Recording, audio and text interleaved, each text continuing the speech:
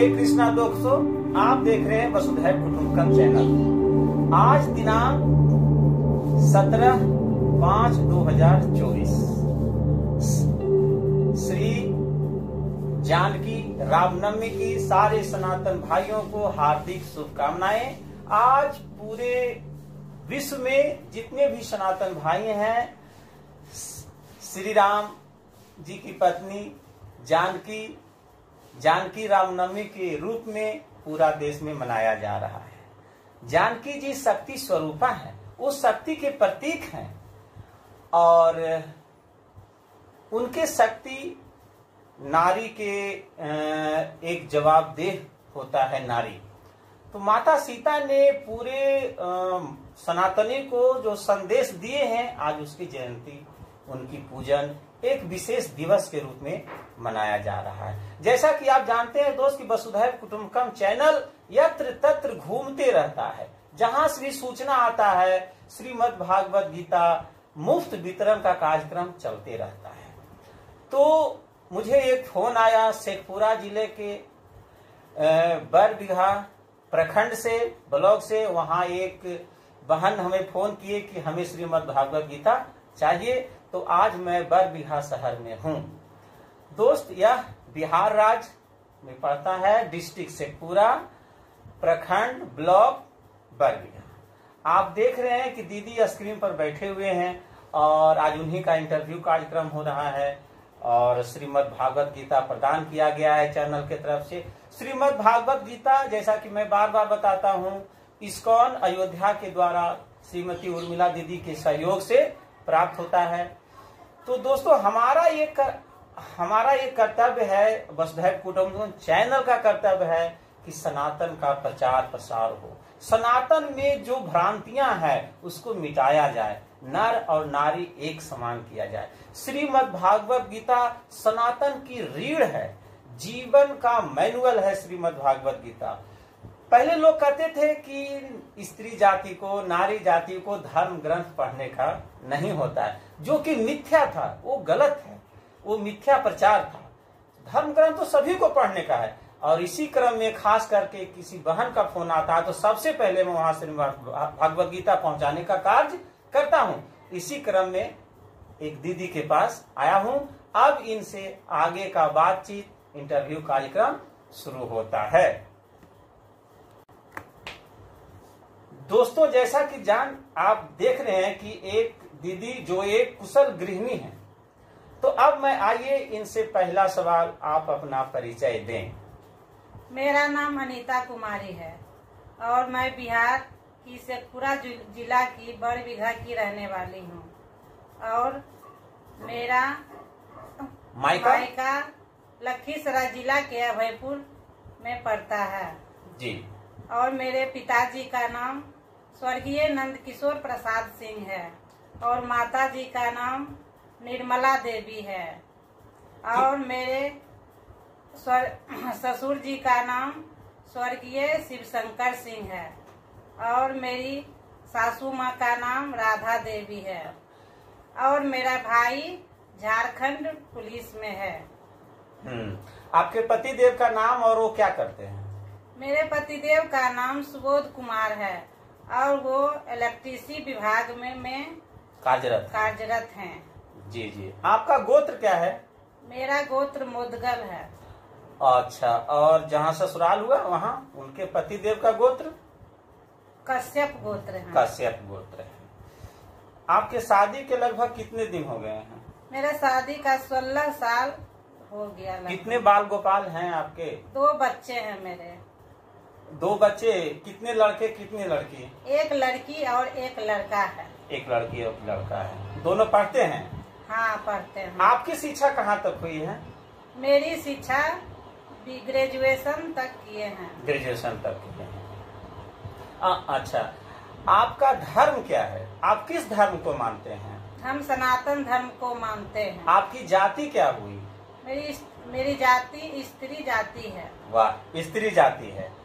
दोस्तों जब मैंने दीदी से पूछा कि आपकी जाति क्या है तो स्त्री है। बहुत बढ़िया बात है। भगवान ने 2 ही जाति बनाया है मुख्य रूप से, नर और नारी। एक अगर देखा जाए अपवाद में तो एक है जो थर्ड जेंडर कहलाते हैं वो भी एक जाति है, लेकिन मुख्य रूप से दो ही जाति हैं, स्त्री और पुरुष।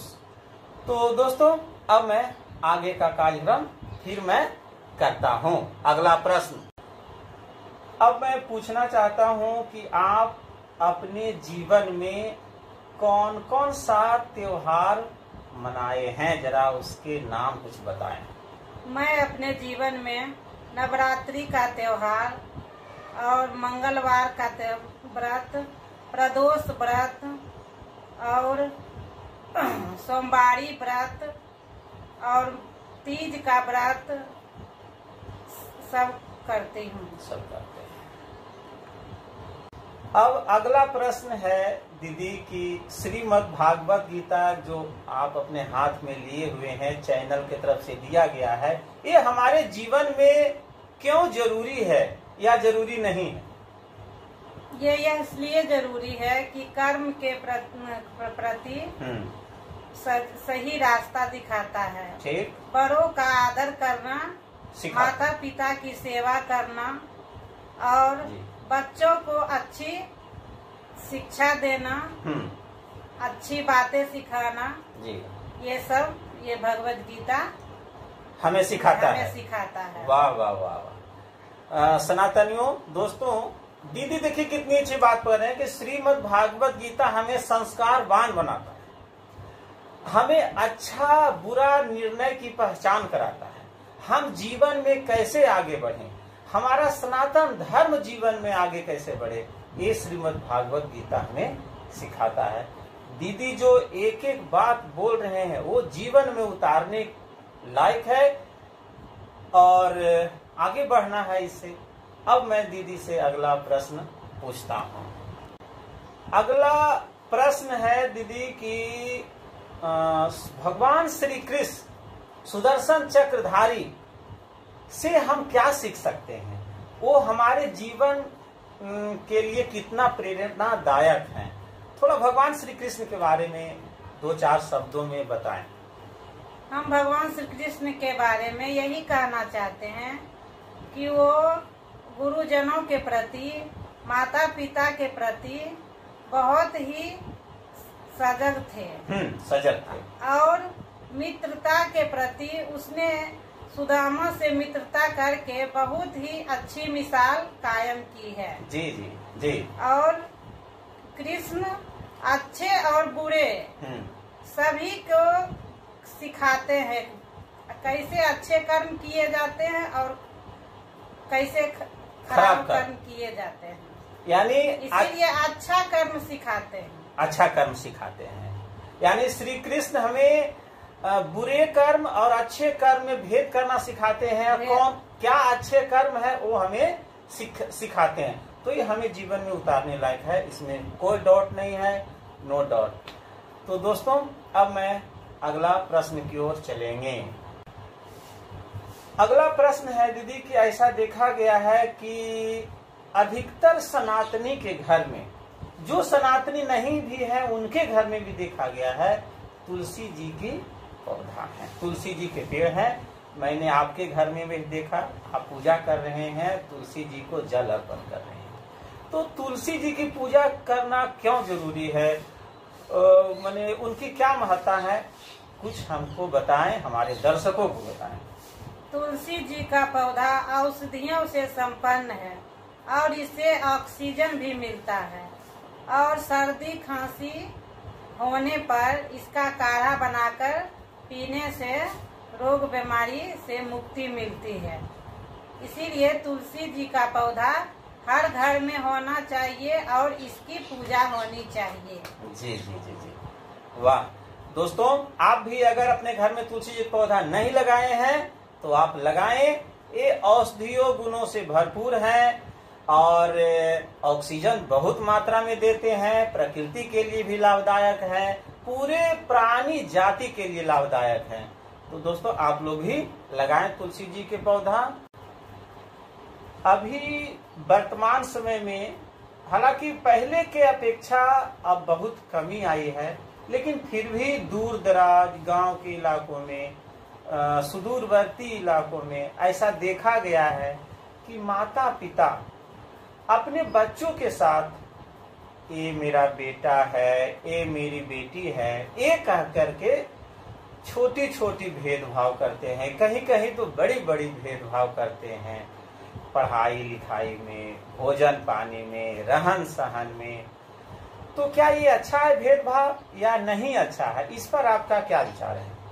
हम बेटा और बेटी को समान मानते हैं, क्योंकि बेटा और बेटी दोनों संतान हैं। जी जी जी जी। दोनों को एक बराबर शिक्षा और सारा अधिकार मिलना चाहिए, दोनों को समान प्यार मिलना चाहिए, यानी कोई भेदभाव नहीं होना कोई चाहिए। भेदभाव नहीं होना चाहिए। दोस्तों, ये तो बहुत अच्छी बात है कि अगर बेटा और बेटी दोनों समान रूप से आगे बढ़ेंगे, चाहे वो पढ़ाई लिखाई हो, खेल कूद हो, प्रतियोगिता हो, धर्म की शिक्षा हो, तो दोनों को बराबर समान अवसर मिलना चाहिए। अगर दोनों समान अवसर रहेगा तो एक परिवार को आगे बढ़ने में, विकास करने में बहुत ही सहूलियत होगा, आसानी होगा। और जब परिवार का विकास होगा तो सनातन धर्म का विकास होगा। इसलिए बचपन से ही बच्चों को बराबर भाव से देखना चाहिए,